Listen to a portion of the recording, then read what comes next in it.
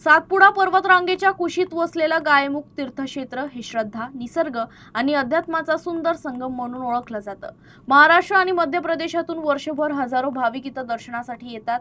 मनोकामना पूर्ण होण्याच्या श्रद्धेसह अनेक भाविक आजारातून मुक्ती मिळावी या विश्वासानं इथं दीर्घकाळ मुक्कामही करतात। मोर्शी शहरापासून सुमारे 20 ते 25 किलोमीटर अंतरावर सातपुडा पर्वतरांगेच्या कुशीत आणि नदीकाठी वसलेलं गायमुख तीर्थक्षेत्र भाविकांचं प्रमुख श्रद्धास्थान बनलंय। या ठिकाणी पोहोचण्यासाठी नाळा गावापासून 2 ते 3 किलोमीटरचा पायी प्रवास करावा लागतो।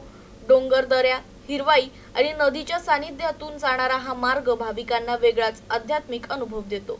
स्थानिकांच्या मते इथं मनोभावे केलेली प्रार्थना आणि नवस पूर्ण होतात। त्यामुळे महाराष्ट्रासह मध्य प्रदेशातूनही मोठ्या संख्येने भाविक दर्शनासाठी येत असतात।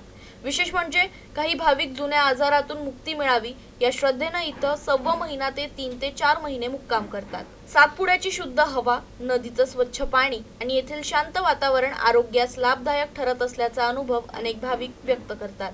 गायमुख इथं नदीकाठी देवीची मूर्ती, शिवलिंग आणि नंदीची स्थापना करण्यात आली असून परिसरातील झाडांना बांधलेले लाल तांबडे झेंडे या ठिकाणाच्या धार्मिक वातावरणात अधिक भर घालतात।